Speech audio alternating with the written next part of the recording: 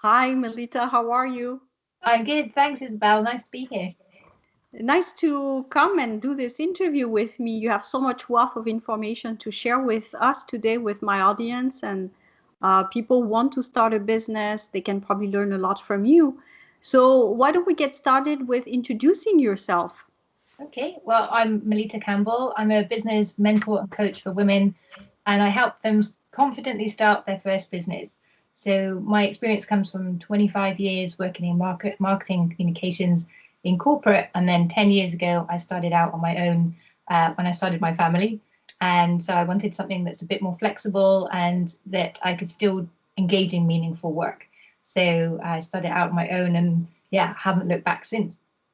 I think it's very interesting the transition that you made from corporate to becoming a freelancer. A lot of people want to do this. It's part of their dream or maybe their objective. So maybe can you tell us a little bit how you were able to make this transition, both mentally, the mindset and everything? Yeah, I think part of it was when I worked in corporate, I worked in private banking in Geneva, and it was a very male dominated industry. And so I started a women's network to help bring together the women in the organization. And so we could inspire each other, share knowledge, and start a network. And through that network, I learned that so many of the women, particularly those that had a family, would said that they would do anything to go back and find a way to work flexibly around their other commitments. So when I started my own family, I fully intended to go back to work full time.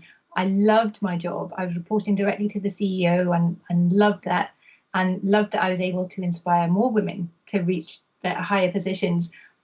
But at the same time, when my daughter came, everything changed. And I really wanted to be the mom I wanted to.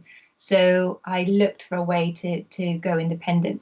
And I decided that as marketing and communications was my expertise, I could be a freelance writer. And I remember it was pretty much a chance conversation actually with someone that I did. I used to do a lot of networking, so I had lots of contacts, which really helped. And I had lunch with one lady who worked at communications at Nestle, and I was like, well, maybe I could just write a newsletter for someone or something like that, just so I can keep my hand in and do something. And she's like, oh, I know someone looking for someone to write a newsletter. So she put me in touch, and it actually happened to be someone that I knew quite well. And they said, oh, I'd love to work with you. So that was it. It was kind of the sign I needed that I could do it. But I really worried about everything. I worried that people wouldn't take me seriously because I was writing with a 5 month old baby under my desk. And I worried that I had no clue how to build a business, particularly in an area where I don't speak the language. And I just worried about everything. But at the end of the day, I needed to do something because I didn't want to go back full time into an office. And I think when you want to know how they started and what makes them so successful and taking those first steps. And that's the one thing they all have in common is they had a goal or something driving them that was bigger than their fears. And I think a lot of people have these doubts and fears and they let them hold them back, and they shouldn't do. It's normal to be worried. You're about to do something completely different and brave. And you don't know if you're going to succeed, but the only way to find out is to go for it. And it's not easy to do that, but you can. There are certain techniques you can use to make it a bit easier for yourself. Yeah, and that leads to the perfect transition with what you do today because you've been through this leap and now you want to encourage women to do the same thing. So could you tell us a little bit about what you do and who you help? Yeah, sure. So I started my business, as I say, 10 years ago. And just over the last 2 or 3 years, more and more women have been asking me how I did it, and that they didn't have anyone to help them or give them guidance or help them define which idea was the best one and how exactly to structure it. And the ones that I have seen get started have missed a few of the early stages that I believe lead to success. And so they hadn't quite built the business that they hoped for, and they weren't getting the results that they wanted, and reflecting all that on themselves. So they were kind of worse off almost. So I really saw that I could help with that. And going back to my corporate days, starting that women's network, I saw firsthand that when you help women and help them to understand their own skills and give them a bit of a framework and help them build their confidence, I mean, the results they get are amazing. And so I was really motivated to be in that position again and help women to achieve more than they thought they could. And so I've been doing this for just over a year now. We started off with one-to-one coaching, and now it's group coaching for women. And the results they're getting are like, they're blowing me away, and so fast as well. You know, some of them go from having an idea of maybe possibly starting something sort of like this, and 5 weeks later they got their first clients. And you know, that's not me doing it. I give them the framework, but once they get that vision of how it could be and the steps to take, they just go for it. And it's really, really exciting to see. Yeah, I can only imagine. I think what you said is very important about believing in yourself, the mindset that people need to be successful, because I have the same thing also with clients I work with. And I shared this in my video. It's not so much about technicity. I mean, yes, to some extent, there is some technicity, especially in job search in my case, but it's also the mindset and really believing in yourself. The confidence levels need to be brought up. So I think it's part of what we do in coaching is work on the confidence levels, and then things do change Yeah. once this fixed. So it's important that people be aware of that. That it's confidence, and it's not so much the lack of knowledge in the technical field or the lack of a network that can come later, but it's really primary thing is confidence. Yeah, and you can build it. You know, I'm an introvert, and confidence has never been my strong point. Networking and has been something that I've worked extremely hard about. And in fact, I've produced a free ebook to help others that felt the way that I did to follow the steps that I did and learn best practice and learn to fall in love with networking too.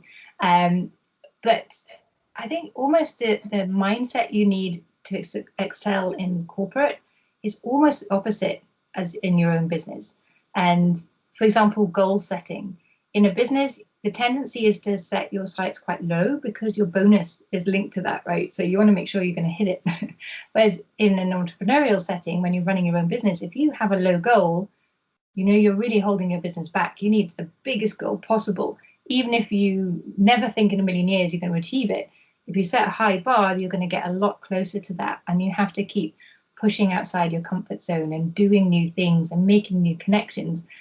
And this can be exciting and a bit scary at first, but when you start doing it, you'll see your confidence comes really quickly. And that's the key thing about confidence. And it's a little bit counterintuitive that you have to take action. And if you're feeling a bit doubtful or fearful or worried that you can't do it, the only way forward is to do it anyway. Just to find the smallest action you can already start taking and take it. And that will lead to the next action. And before you know it, you'll be up and running. But there is a certain element of just taking a deep breath and diving straight in. Yeah, and it's like a muscle that you're training, basically that's what it is. Yeah, absolutely, it really is. So what type of learnings or pitfalls you experience to share with the audience as an entrepreneur? Oh, so many. I think the biggest mistake that I made in my first business. So when I started out, I was a communications consultant, and I was, as I said, I was worried that people wouldn't take me seriously. But actually, I ended up working at a higher level than I would have done if I'd stayed in corporate. I started ghostwriting and doing speech writing for some of the most powerful men in the world. And each time these contracts would come, I was like, really, little me? But I'd go for it and get good results, and then they'd ask you to do more. I was like, okay. And that's where the problem came in. I started out with that first conversation about, oh, maybe I could write a newsletter. So that's what I ended up doing. It wasn't what I was passionate about. So communications and writing is something that I'm good at, but it's not what I'm passionate about. What I was passionate about was helping women achieve more. And using my communication skills is definitely a part of that. But I'd taken a step away from where my real passions were. And I think I see a lot of people make that same mistake, is going from what they know they can do and what they know they can sell, instead of what they love to do and the difference they want to make in the world. And when you do that, the money will come anyway. you don't have to worry about that necessarily, because when you're working at that level where you're passionate, you put so much more effort in, and you drive and create more value, but you don't even realize you're doing it because you just love it. And you're making the right connections, you're connecting with the right people who you're going to love working with, you get more energy, and it's this really beautiful cycle. And so I think that's where I messed up, and I see a lot of other people messing up, and it's why that is the first lesson in my program. When people start working with me, the first thing we look at is really, what are they most passionate about? What's really important to them? What are their values? What impact do they want to have for other people? What impact do they want to have for themselves? And the other part is, in my first business, I came very close to burnout because I didn't have balance in my life. I had a young family, and soon after my first daughter, I had a second. And so I was putting all of my time on my family or on my clients who were becoming more and more demanding with bigger projects and shorter deadlines. I was just working around the clock. And I forgot that my goal was to have balance. And I'd taken myself out of the equation. I had no time for myself. I had no time to put into self-development and growth. And I wasn't looking after my health. I was in survival mode. So at the end of the day, I was just having frozen pizza and wine, which doesn't help with your health either. So I hadn't kept my life in balance. So, but when you work in a way that you're passionate about, and you take that time at the beginning to really consciously create the life and the business balance that you want, then you can safeguard that. And part of what I teach as well with my clients is time management, productivity, and I've got this 1-day planner which helps them link everything, all of their goals, to their passions, the person they want to become, their goals, and monitor their well-being, because that's really essential. So I think those are my two biggest mistakes that have led to my biggest lessons, which I teach now to everybody right up front, because when you know that, then what follows after that, you're going to succeed. That you can't fail to succeed, really. That's very interesting what you're sharing with everyone here in terms of the first steps, because that's really, you need a good starter point to build your business. What would be some of your last tips for people who are thinking about making the transition and going for it? What would be some tips to help them off the ground? I think the first thing is to surround yourself with people who have done it, because I think that's the biggest thing. If you've been working in corporate and you're surrounded by corporate people, no one's going to tell you, yeah, go for it, take a leap, because they don't know what it's like. They don't know that you can succeed, and so they're going to project their doubts on you. So I would go and look for networks that are full of entrepreneurs where you can really find out what it's really like and start building a success circle.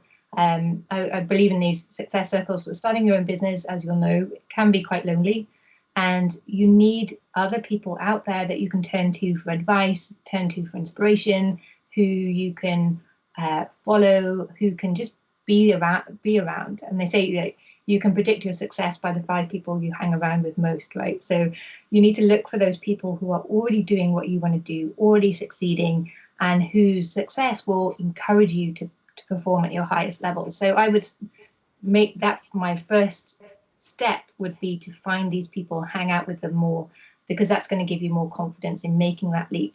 And you'll get a wealth of tips and ideas, and people will start referring you. So I've had 3 businesses now in my evolution to where I am today, and they were all started based on my network.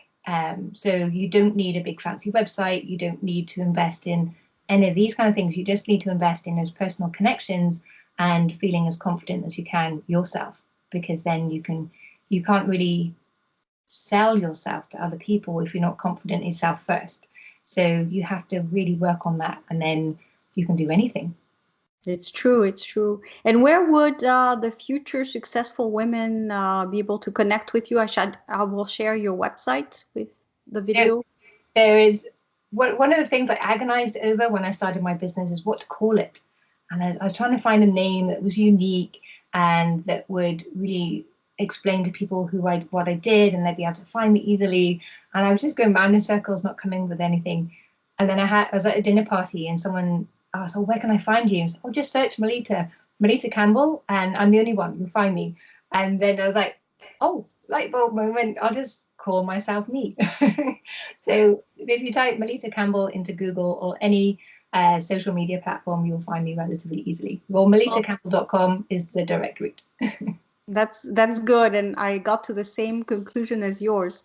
My website is also Isabel Litzler, so it's works easier.